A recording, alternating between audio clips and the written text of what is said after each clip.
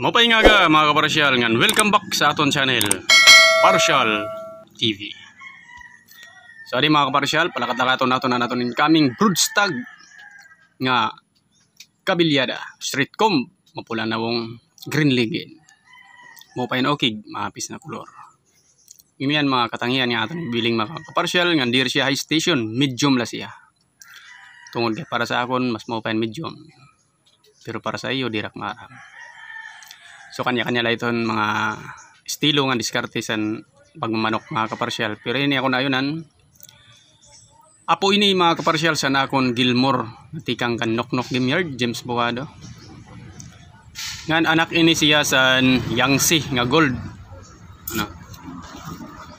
Partner sa 3x winner nga kanawayon.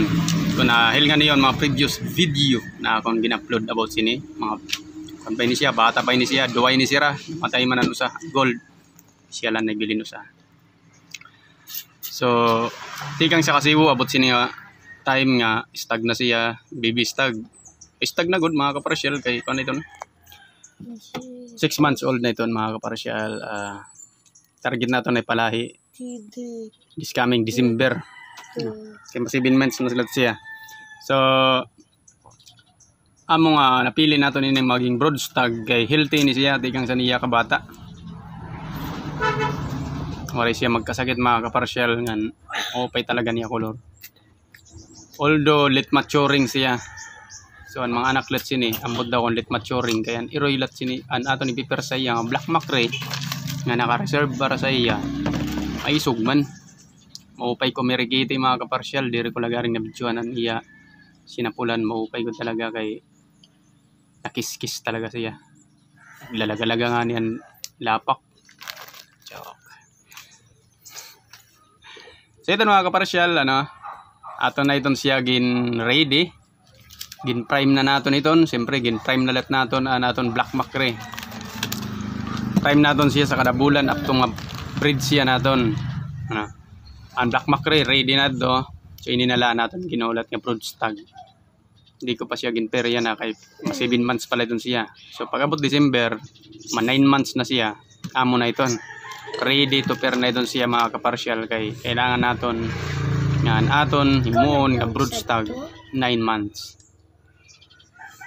Asya nga diri ko siya gin kuananay diri ko siya pwersa nga partner sa naton black macrae kay kakarag san lahi nga maproduce imbis nga maupay. Magiging diri maupay tungod kay bata pa naton broodstag nga ginpalis. Diri pa sakto san edad niya. So base sa nakon mga research san mga sikat nga mga breeders advice manggudlat sira no nahihiling manggud na iton yung mga advice kailangan 9 months kuno pwede na ma-breed an stag. Yan sugad man an kuan liwat ang babayi nga aton kagamit as material. So mas maupay kuno nga kusa na siya umuupo parang signon kusa na siya nga napakugod antes naton ni breed kay once nga i-breed naton nga diri pa siya napakugod diri pa eksakto san iya time para magpakugod mga kaparsyal. So, ang tendency magdinudalagan la iton, magdinudalagan pag hapon, mainom tubig, sipon or halak ang gawas. Amo nga kailangan i-breed sa tama nga panahon. Asya la kaparsyal, thank you.